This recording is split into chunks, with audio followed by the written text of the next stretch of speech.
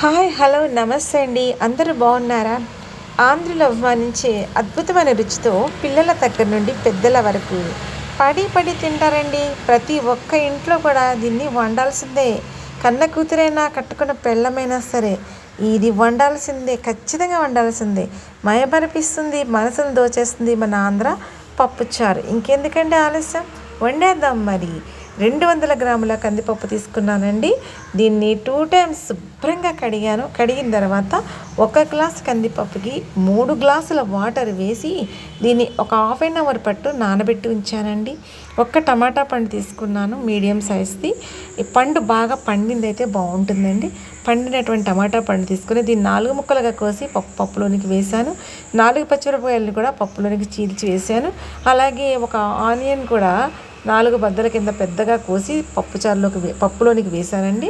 అలాగే కొంచెం ఆయిల్, కొంచెం పసుపు కూడా వేసుకొని కుక్కర్ని స్టవ్ మీద పెట్టి 2 విజిల్స్ వచ్చే వరకు కూడా మరి ఉంచానండి.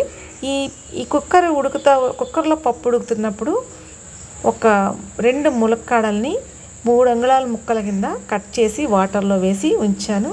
అలాగే పప్పుచారులోనికి కావాల్సినటువంటి కొత్తిమీర, కరివేపాకు కూడా రెడీ చేసి పెట్టుకున్నాను. ఒక 25 గ్రాముల చింతపండు, నిమ్మకాయ సైజ్ అంత చింతపండుని నానబెట్టుకున్నాను. పప్పు సిద్ధంగా ఉడికిపోయింది మనకి. ఇప్పుడు ఈ పప్పుని మరలా స్టవ్ మీద పెట్టి ఉడికించుకోవాలి. ఉడికించుకొని ఈ పక్కన కట్ చేసి పెట్టుకున్నటువంటి ఈ ములక్కాడ ముక్కల్ని, అలాగే 2 కరివేపాకు రెమ్మల్ని కూడా దీనిలోనికి వేసేసి ఈ ములక్కాడ ముక్కల్ని బాగా ఉడకనివ్వాలండి. బాగా ఉడికితేనే ఈ ములక్కాడల్లో ఉన్నటువంటి ఆ రుచి, ఆ సువాసన అనేది పప్పులోనికి దిగుతుంది అన్నమాట. అందుకని మనం ఈ ములక్కాడల్ని బాగా ఉడకనివ్వాలి. ఇప్పుడు ఈ ఉడుకుతూ ఉన్నప్పుడే కాసంత ఉప్పు, కొంచెం కారం కూడా వేసుకోవాల్సి ఉంటుంది అన్నమాట. ఈ బాగా ఉడికిపోయిన తర్వాతే దీనిలోనికి చింతపండు రసం తీసుకొని వేసుకోవాలి. అలా కొంచెం ఉడికిన తర్వాత తాలింపు వేసుకోవాలన్నమాట. ఈ పప్పుచారులోనికి వంకాయలు వేసి వండామనుకోండి, అది వంకాయ పప్పుచారు అవుతుంది. అలాగే మరి బెండకాయలు వేస్తే బెండకాయ పప్పుచారు, ఆనపకాయలు వేస్తే ఆనపకాయ పప్పుచారు, గుమ్మడికాయ వేస్తే గుమ్మడికాయ పప్పుచారు, లేదు కూరగాయలన్నీ వేసి వండితే అది సాంబార్ అవుతుంది.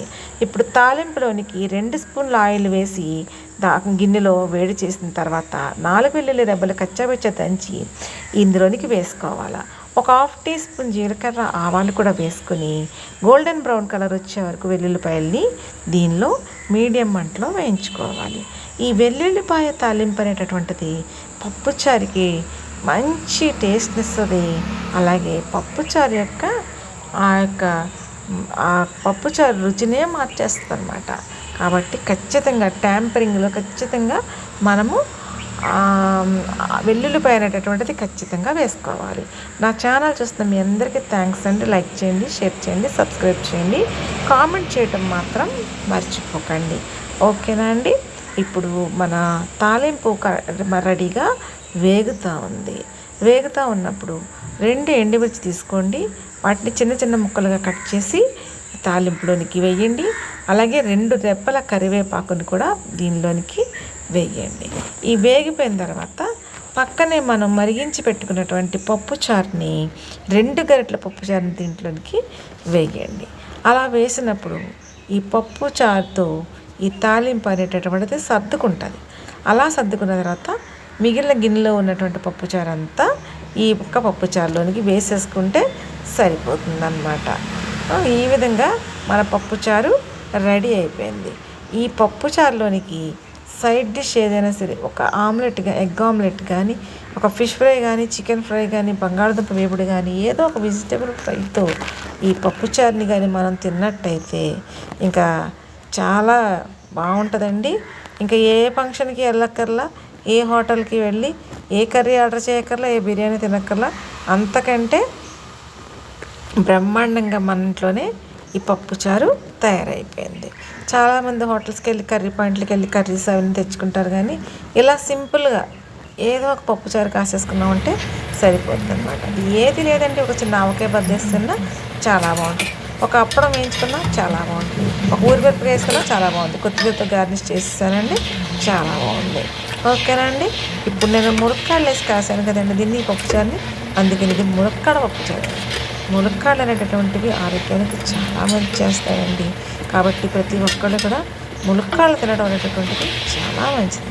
కొంతమంది ములక్కాడ ఏదో వాసన వస్తుంది తినడం మానేస్తారు, కానీ అలా కాదండి. ములక్కాడ ఏ వాసన రాదు. మనం దాన్ని తక్కువ మంటలో పెట్టి జాగ్రత్తగా మగ్గబెట్టి వండుకుంటే ములక్కాడ చాలా బాగుంటుంది. మరి ఈసారి మీరందరూ కూడా వండటానికి ట్రై చేయండి. ఓకేనండి.